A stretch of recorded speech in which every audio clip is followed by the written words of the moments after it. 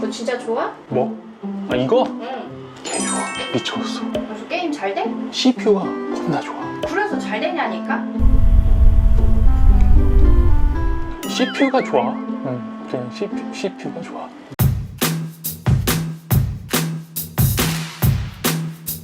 안녕하세요 여러분들, 테크노서비스의 티란입니다. 자, 오늘 볼 거는 디멘시티 9200 플러스. 아마도 이 모바일 하드웨어 시장을 잘 모르시는 분들 같은 경우에는 디멘시티? 폰 이름이 디멘시티인가? 이렇게 생각을 하시는 분들도 계실 텐데요. 디멘시티는 폰 이름이 아니라 AP 이름이에요. 얼마 전에 여러분들 그 애플 언팩 보셨죠? 거기서 왜 새로운 아이폰 프로에 A17 프로 칩이 들어갔다, 그래서 아이폰 15 프로가 무지하게 빨라졌다, 좋아졌다 하는 화면을 보신 적 있으시죠? 거기에서 그 칩 같은 걸 바로 모바일 어플리케이션 프로세서 MAP인데 M자 빼고 AP라고 하는 거예요. 자, 그런데 여기서 보시는 분들 중에서 아마 기덕이 아니신 분들, 그러니까 일반인 분들 같은 경우에는 애플의 A 시리즈, 그리고 뭐 퀄컴의 스냅드래곤 시리즈, 플러스 삼성의 엑시노스 요 정도야 좀 들어보셨을 것 같은데, 디멘시티는 처음 들어보시는 분들이 태반일 거예요. 사실 근데 그럴 수밖에 없는 게, 요 디멘시티를 만드는 미디어텍, 여기는 기덕들 사이에서도 약간 뒷보잡 취급을 받긴 했었어요. 왜냐면 미디어텍에서 만드는 프로세서들이 대부분 좀 저가형 라인에 많이 깔려 있었거든요, 지금까지는. 근데 A gen2, 아니 그 정확히 얘기를 하자면 A 플러스 gen1이 나오기 이전에, 그러니까 38에서 888이나 A gen1을 찍던 시절에 스냅이 성능이 막 떨어지네, 발열이 막 미쳤네, 이런 식으로 평가를 받으면서 퀄컴 이미지가 완전 곱창났었잖아요. 근데 그때 그 사이를 갖다가 비집고 나와가지고 브랜드 이미지를 갖다가 떡상을 시킨 게 바로 이 미디어텍의 디멘시티 시리즈예요. 8100부터 시작을 해가지고 9000까지. 당시에는 진짜 믿기지 않는 전성비와 온도를 보여주면서 안드로이드 플래그십은 무조건 스냅드래곤이다, 이런 식의 인식을 깨버린 아주 센세이셔널한 데뷔를 했었던 제품이에요. 자, 그래서 오늘은요, 그때 그 유명했었던 디멘시티 9000 시리즈의 후속인 9200, 또 9200의 오버클럭판인 9200 플러스가 탑재된 K60 울트라를 가져와봤어요. 근데 사실 여러분들, 얘는 솔직히 얘기하면 이걸 갖다가 국내에서 진짜 사용을 할 사람들은 별로 없을 것 같잖아요. 때문에 오늘은 얘 뭐 상품성을 판단해본다 이런 것보다는 우리가 얘한테 궁금했었던 9200 플러스의 성능, 그거 위주로다가 아주 세밀하게 한번 파헤쳐볼 거예요. 자, 오늘은요, 얘들을 조금 살펴보기 전에 주의사항부터 말씀을 드릴게요. 일단 제가 요 영상에서 궁극적으로 목표를 하는 바는 AP의 성능을 갖다가 비교를 하는 거예요. 근데 여러분들 아시잖아요, AP 같은 경우에는 데스크탑에 CPU 같이 그것만 싹 빼가지고 다른 걸 껴가지고 테스트를 할 수가 없는 거 때문에 요거를 기기를 루팅을 해가지고 막 전력 픽스 이런 걸 하지 않는 한, 기기를 만드는 회사의 특성, 그리고 기기의 특성, 소프트웨어의 특성, 심지어 소프트웨어의 버전, 이런 변수들을 갖다 배제를 할 수가 없어요. 요건 여러분들께서 생각을 하셔야 되는 거고요. 두 번째, 원래는 제가 요 제품을 예를 들어서 비교를 해드린다, 그러면은 얘랑 비교를 하는 다른 기기들이 있을 거 아니야. A gen2라든지 아니면 A16이라든지 요런 애들, 이런 애들의 데이터들도 전부 다 새로 돌려서, 그러니까 그 당시 시점으로 새로 돌려가지고 보여드렸었거든요. 근데 요 시점 관련해서도 말이 조금 나오긴 하더라고요. 예를 들어서 이 A16이다, 그러면 얘 같은 경우에는 발매된 지가 굉장히 오래됐기 때문에 숙성이 좀 되네잖아요. 근데 막 발매된 제품은 어때? 롬이 완전치 않은 경우들이 굉장히 많단 말이야, 특히나 중국 폰들을. 때문에 앞으로는요, 막 비교를 하는 컨텐츠가 아니다. 그럼 얘랑 비교를 하는 기타 비교군들 같은 경우에는 지금 시점으로 새로 돌린 테스트 결과값이 아니라 제가 기록으로 가지고 있는 테스트 결과값 중에 가장 최신의 데이터 값을 그대로 긁어와서 보여드릴 거예요. 리뷰를 하는 제품 자체는 제가 충분히 심사숙고해서 객관적으로 테스트를 하려고 굉장히 노력을 하고 그걸로 데이터를 만들겠지만, 얘랑 비교를 하는 다른 제품들 있잖아요, 걔들과 어떤 테스트에 시기적으로 맞는 부분은 아니니 너무 데이터에만 매몰되지 마시고 약간 러프하게 편안하게 보시라는 말이에요. 무슨 얘기인지 대충 아시겠죠? 자, 오늘은 안투투부터 한번 살펴보죠. 이게요, 제가 이제 예전부터 단발성 테스트를 갖다가 이런 식으로 처음에 좀 몰아서 보여드리잖아요. 그러면은 몇몇 분들 같은 경우에는 이거 뭐하러 넣었냐, 사실 쓸데없다, 이렇게 말씀을 하시는 분들도 계시더라고요. 근데 여러분들 아셔야 될 게요, 이 스트레스 테스트라는 건요, 결국 정해진 온도 임계점까지 가야지 그 특이점이 보이는 건데, 예를 들어서 한계까지 몰아치지 않는 환경, 뭐 전화 받고 네이버 열어가지고 스크롤 굴리고 유튜브 보고 이런 일반적인 상황에서는 온도가 임계점을 찍는 상황이 거의 없을 거 아니에요. 때문에 여러분들께서 막 게임같이 빡센 작업을 갖다 하지 않는 그냥 일반적인 사용 패턴을 가지고 계신다, 오히려 이 단발성 테스트에서 나온 점수와 거의 유사한 어떤 성능을 갖다가 경험을 하시게 되는 거예요. 자, 어쨌든 데이터를 보시면은 뭐 이게 생각보다 그렇게 나쁘진 않죠. 한간에 뭐 8gen2는커녕 8gen1만도 못하다는 소문이 들리던 거에 비해서는 느낌적인 느낌으로 봤을 때는 8 플러스 gen1이랑 8gen2 사이 정도의 느낌이라고 할까요? 그렇게 막 후진 느낌은 솔직히 들진 않아요. 자, 그런데 문제는 뭐냐면요. 얘가 점수를 뽑는 게 항상 어떤 일정한 그래프를 만들고 일정한 데이터를 갖다가 만들면 상관이 없는데 이 디멘시티 9200은요. 점수가 나오는 어떤 편차를 갖다가 예상을 할 수가 없다라는 거예요. 가령 여러분들 제가 보여드린 지표들 중에서 점수랑 가장 밀접하게 연결되어 있는 지표가 뭐라고 생각을 하세요? 맞아요. 얘를 갖다가 처음 테스트를 할 때 기기 온도를 갖다가 얼마만큼 내려놓고 시작을 했느냐 요게 어느 정도 반영이 되잖아요. 근데 얘는 온도에 따라서 그런 것도 없어요. 온도를 갖다가 펠티어 쿨러 사용을 해가지고 20분간 식히고 돌려도 이상하게 나올 때 막 낮게 나올 때 이럴 때도 있는 거고 반대로 그냥 평소처럼 아무렇지 않게 사용을 하다가 갑자기 돌렸는데 1900점대가 찍히는 경우도 있어요. 그리고 이게 싱글 점수뿐만이 아니야. 멀티 점수도 마찬가지야. 막 미친 듯이 널뛰기를 쳐. 지금 여러분들 보셨어요? 이 1900점에 5100점이 나왔잖아요. 근데 여러분들 제가 이 제품을 사고 5000점 멀티코어 점수가 넘은 거를 지금 처음 봤어요. 얼마 전에 제가 라이브 할 때 한번 돌렸었는데 그때는 1800점대에 4000점인가 그렇게 나왔었고요. 평소에는 한 1700점에 4800점. 약간 점수가 좀 많이 갈리게 됩니다. 다만 뭐 이런 식의 널뛰기를 조금 감안을 한다라고 하더라도요. 8gen2에 비해서 그렇게 많이 떨어지는 수준은 또 아니에요. 사실 얘랑 8gen2랑 CPU 빅리틀 구조가 조금 다른 건 전부 다 알고 계시잖아요. 그래서 외국에서 이제 디멘시티 9200 플러스들 벤치 자료들이 막 나올 때 저는 솔직히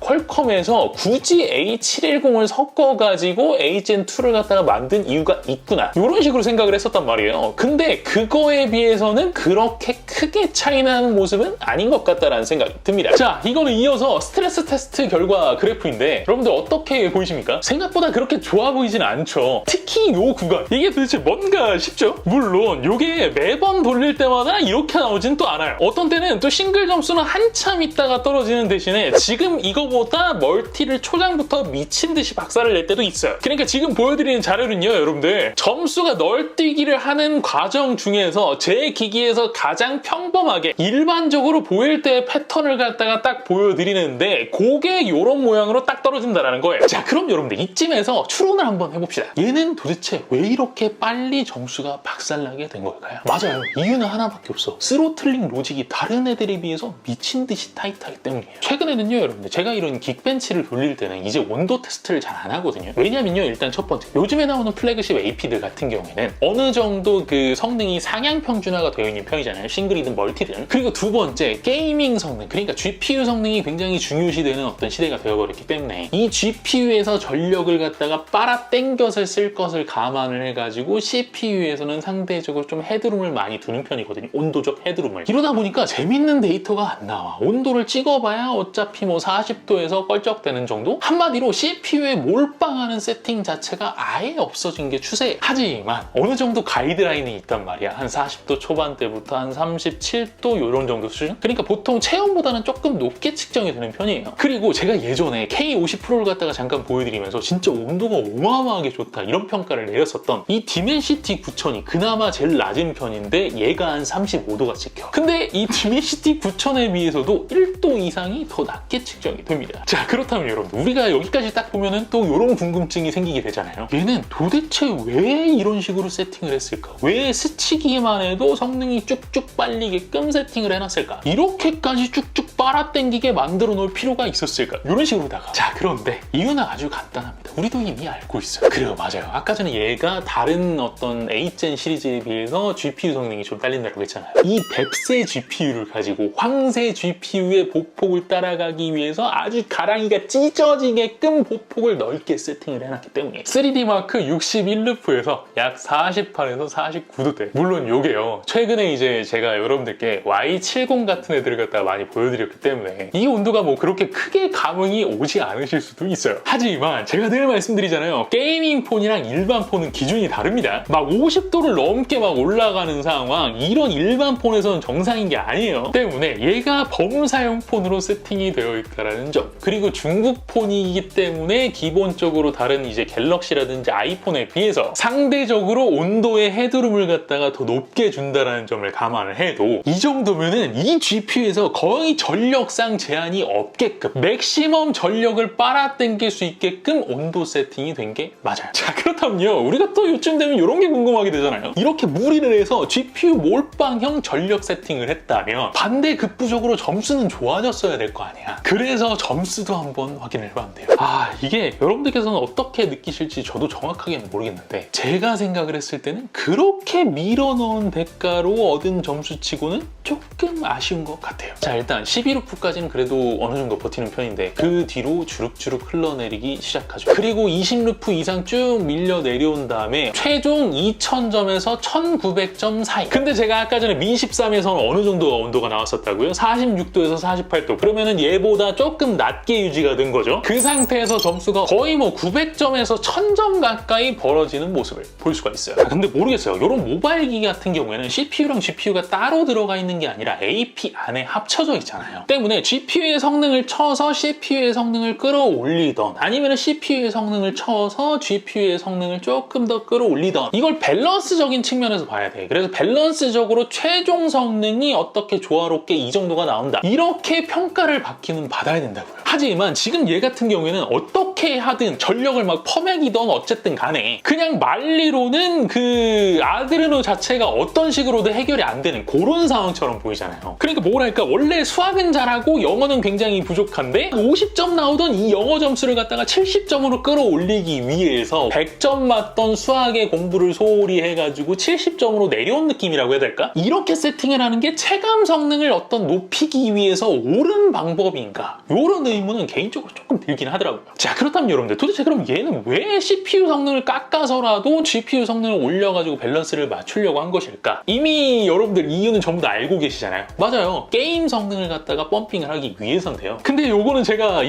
느낀 어떤 결과적인 부분부터 말씀을 드리고 하잖아요. 제가 봤을 땐 얘 이렇게 세팅을 한 것 치고는 게임 성능도 그렇게 정교하게 잡아내지는 못한 느낌이에요. 물론 이런 점들은 있을 것 같아요. 여전히 이제 안드로이드 같은 경우에는 원신이나 붕괴 같은 벤치용 고사양 게임들에서 애플 마냥 120프레임을 갖다가 지원을 하고 있지는 않잖아요. 근데 상대적으로 AP의 성능은 많이 상향 평준화가 되어 왔다 보니까 평프들은 한 8gen 1, 뭐 A 플러스 gen 1, A gen 2, 디멘시티 9000, 디멘시티 9200 이런 대부분의 플래그십급 AP에서는 60프레임에 어느 정도 근접해지고 있는 게 추세란 말이에요. 때문에 이럴 수도 있어요. 실제로는 이 9200 플러스가 A gen 2 마냥 평프를 갖다가 내줄 수 있는 포텐셜이 있는데 60프레임이라는 수직 동기와의 한계 때문에 차이가 명쾌하게 드러나 보이지 않는 거? 그럴 수도 있어요. 하지만 그럼에도 불구하고 제가 이걸 사용을 하면서 조금 찝찝하다라고 느꼈던 부분은요, 바로 얘한테서 보였었던 스터터링 수치, 그리고 스터터링에서 보이지 않았던 실제 체감의 어떤 느낌? 그런 것 때문이에요. 자, 지금 이게 여러분들께 영상으로도 느껴지는지는 제가 정확하게는 모르겠는데, 수치 자체로 보면은 이게 뭐 A gen 2에 비비는 건 조금 무리가 있긴 하지만 A 플러스 gen 1이랑은 거의 스터터링 수치가 비슷하거나 아니면 그거보다 조금 높거나 이런 식으로 찍히고 있는 거잖아요. 근데 이게 실체감에서는 개인적인 어떤 느낌적인 느낌일 뿐인 건지는 모르겠지만 확연하게 두둑하면서 끊기는 느낌이 굉장히 좀 심하게 느껴지는 편이에요. 특히 스타레일보다는 원신이 조금 더 심하고요. 원신에서는 전투 때만 발생이 되는 것도 아니에요. 걷거나 달리기를 할 때 이런 중간중간에도 그런 느낌이 분명히 듭니다. 자, 하지만 이거는요, 어쨌든 제가 요거 제품을 갖다가 하나만 보고 판단을 하는 거기 때문에 전체 9200 플러스의 문제가 아니라 이 모델 아니면 이 기기, 나아가서 롬이 최적화되지 않았기 때문에 발생되는 일시적인 문제일 수도 있어요. 예전에 왜 8100이나 9000 들어간 애들 같은 경우에도 포텐셜은 훨씬 더 늘릴 수 있음에도 불구하고 게임에서 얘들은 옵션을 갖다가 막 낮게 쓰게끔 이런 식으로만 제공이 되다가 판매량이 올라오니까 그런 것들이 업데이트되면서 바뀌었었잖아요. 게임 회사에서 이 9000에 맞게 최저가를 좀 해줬었잖아. 그런 식으로다가 9200 역시 개선이 될 가능성은 있습니다. 단 제가 봤을 때는 이게 이제 그 게임 회사에서 최저가를 해주고 AP에 최저가가 돼가지고 뭐 성능이 늘어나는 거, 이거 말고 하드웨어 성능 밸런싱을 통해서 자체의 성능이 개선이 되는 거, 이런 가능성은 조금 희박하지 않나, 저는 이렇게 생각을 해요. 이게 여러분들 게임마다도 사실 특성이 다르거든요. 어떤 애들 같은 경우는 GPU를 더 빨아먹는 애들이 있고, 어떤 애들은 CPU가 조금 더 받쳐줘야 되는 애들도 있고, CPU에서도 멀티를 잘 빠는 게임들도 있고, 싱글 성능이 좋아야지 성능이 잘 나오는 애들도 있고요. 때문에 이게 밸런싱이 달라지잖아? 그러면은 원래 좋았던 게임에서는 더 안 좋아질 수도 있어.